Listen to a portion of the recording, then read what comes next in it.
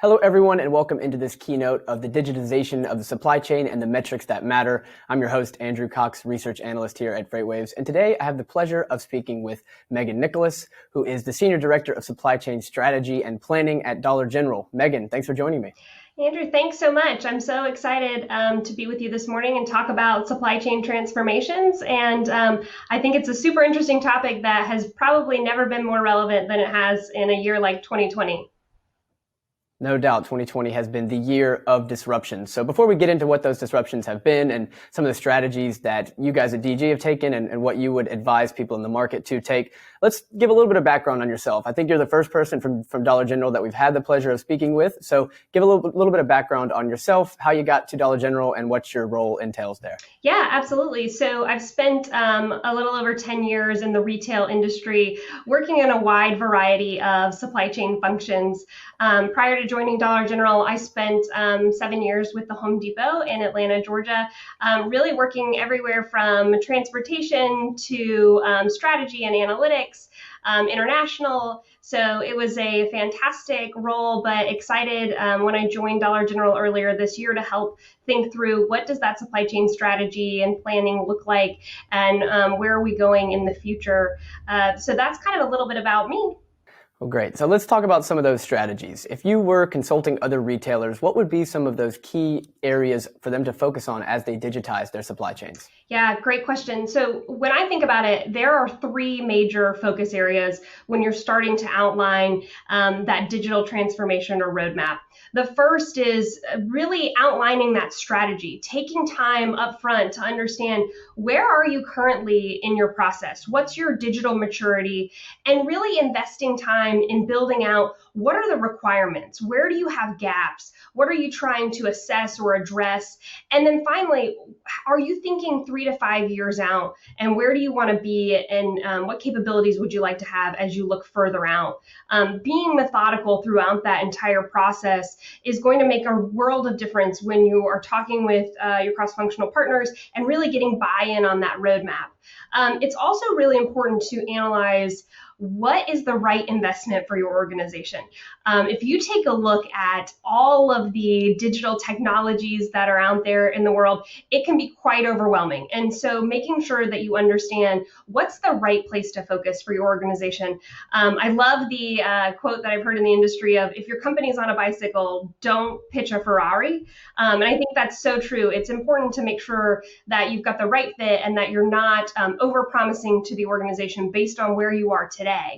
And then really thinking through, as part of that strategy, what's your digital ecosystem look like? The supply chain is made up of lots of different partners. And so understanding where are your carriers, where are your suppliers, where are your customers, depending on your industry, where are they in their journey, and how does that connect with yours? And then lastly, like I mentioned, as you're thinking 3 to 5 years out, are you thinking through what does that scalability look like for your organization, and not just solving for the short term, but is what you're putting in place flexible enough to answer the disruptions of the future that you may see? So that's number one. The second is investing in attracting the right talent. Digital talent is different than some of your operational talent, and I think this area is often underappreciated. But if you can put the right systems in place, but you don't have the right talent for your organization, you're not going to be able to realize that digital agility that you're outlining in your roadmap. And so just like we mentioned in outlining your digital strategy, it's just as important to take stock of where are you today in your digital maturity from a people perspective and from a culture perspective, because that's going to be an important piece to this puzzle. And then lastly, on that same note, is once you have those teams in place, what's your plan to cultivate that talent, to keep that talent, and make sure that you're continuing to invest in them? And then the last pillar, if you will, on kind of my focus areas here would be that internal organizational alignment. Having a well thought out roadmap that you can kind of run through with your cross-functional peers and get that buy-in is a key piece of that journey, and making sure everyone understands, what does this mean for me? How does it play into what's important for my organization? And then also evaluating how are you going to reduce down those functional silos and create a truly collaborative environment. As you want to assess these digital technologies and continue forward in that path, you really want to make sure those silos are able to be broken down. And so those are really big pieces that are, I think, important piece to the puzzle. And lastly, on internal alignment is, again, not overpromising, making sure you're being really realistic with what's feasible in that 3 to 5 year roadmap.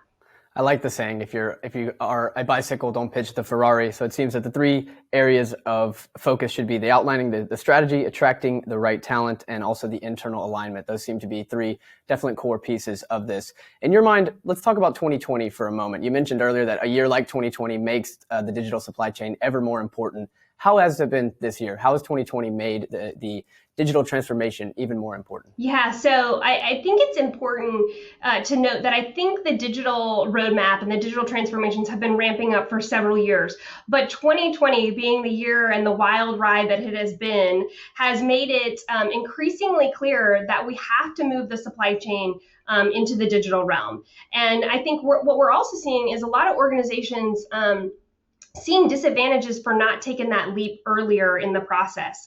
And so I'd say those are kind of the keynotes there. But we know business needs and demand is rapidly changing. And so the digitization that you put out there has to be agile to move with your organization.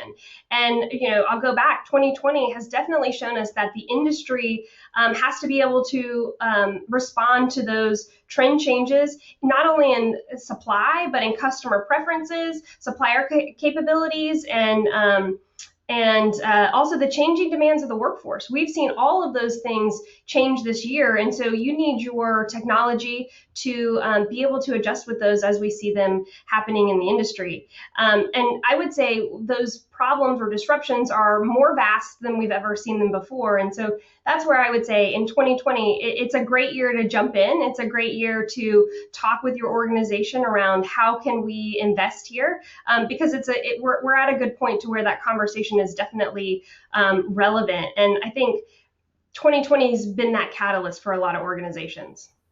Megan, taking one look back at your three pillars, that third one there, the internal alignment, I'm sure when you're trying to get buy-in from your organization that cost savings are paramount or a main pillar of that buy-in from the organization. But what other metrics are important when you're articulating the value of the digital supply chains to your organization? Yeah, absolutely. So I think no matter what organization you talk to, they're going to say cost reductions are the most important piece. And I never want to downplay that, because I think that is absolutely true. It is an extremely key piece of the equation. However, there's a lot of other values that we look at. How do you improve service level?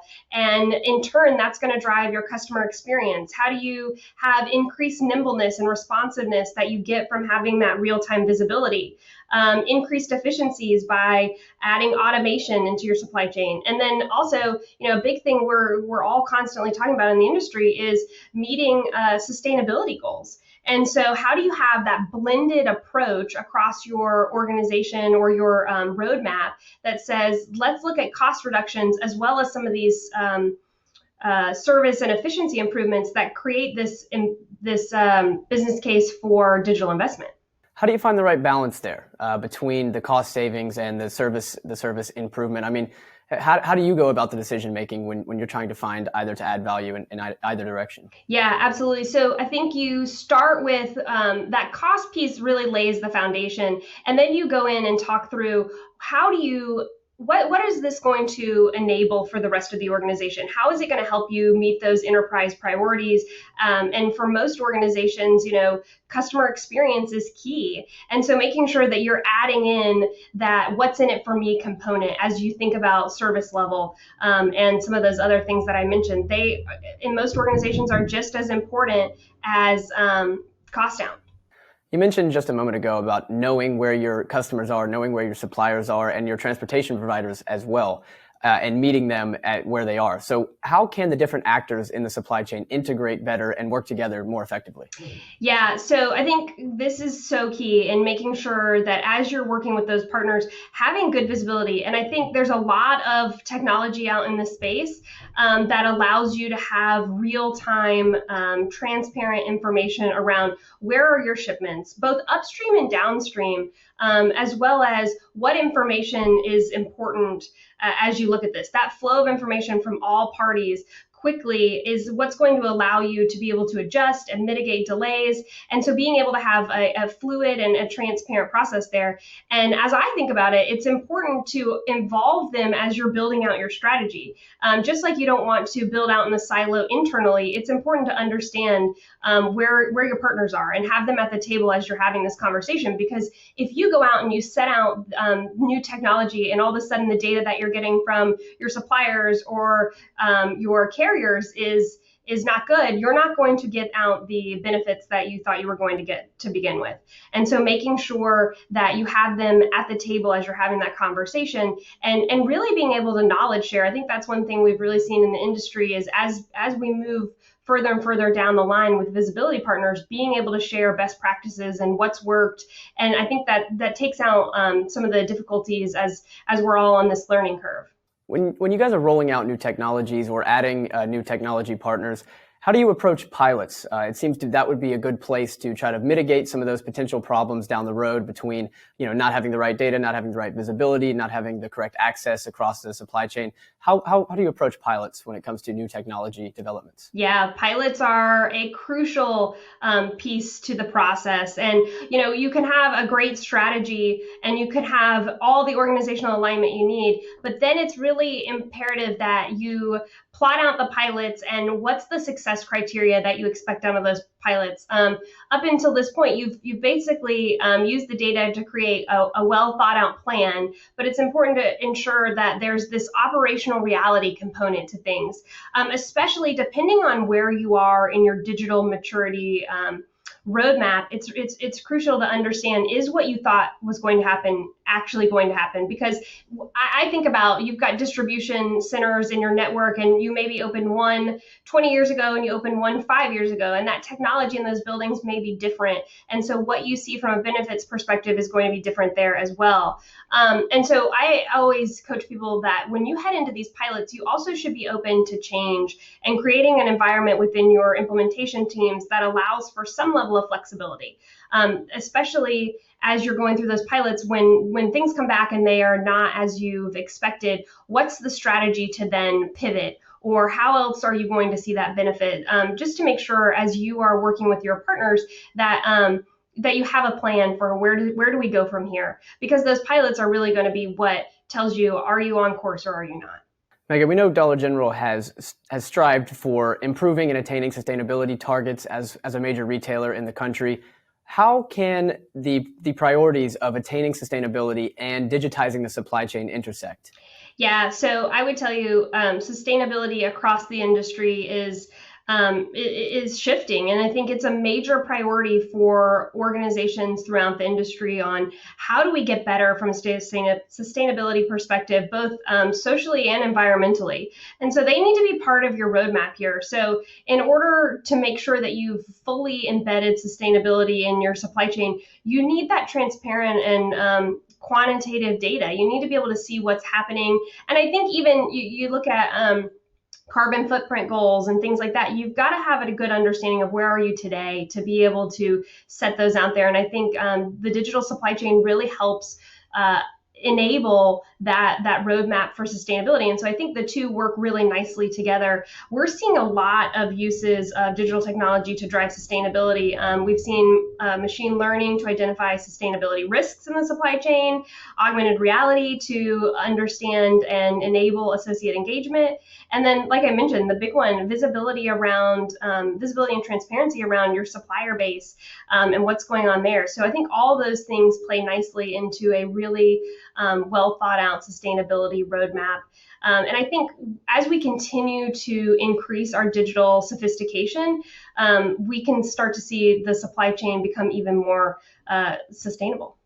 So Megan, the idea of supply chain digitization or supply chain transformation is pretty broad. Let's be honest. It's a lot to cover in there. Let's try to winnow it down and get a little bit more specific. Over the next, year or two, what variables or what segments of the supply chain do you see transformation happening that's going to be the most impactful for the entire supply chain? Yeah, I think a big piece that is going to be super impactful for the entire supply chain is the use of advanced analytics.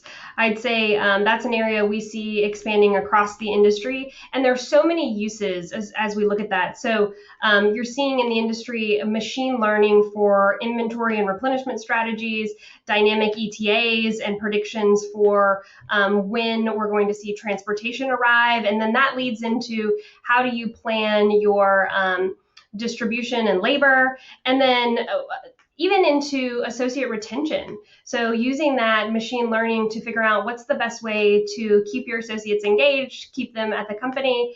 And I think also there's a lot. I mentioned augmented reality. I think all of those things are going to be extremely important. And I think that all starts really with the advanced analytics space and making sure you've got the right talent in that space to drive that analytics strategy, which all kind of connects back to this digital transformation. Yeah, we keep coming back to those 3 points of having a strong strategy, attaining the right people, and then cultivating that talent throughout, and having great internal alignment. Seems that we keep coming back to those. Yeah, absolutely. I think once you have those kind of 3 pillars down, they all really outline what that roadmap and strategy looks like. That helps guide you and through that entire process. Well, Megan, thank you so much for taking time out of your busy day. I'm excited and hopeful that this relationship can go further. We can talk to Dollar General more often moving into 2021. It's a big year ahead of you guys at Dollar General and everybody in the retail industry for sure. Absolutely. Thanks for having me. If you want more retail supply chain insights, you can sign up for my newsletter, which comes out on Mondays and Thursdays. You can go to freightwaves.com/communities to sign up for Point of Sale. I'll also be adding a podcast for Point of Sale for the retail community coming up in January. So stay tuned for more on that. And everyone else, enjoy the rest of the show.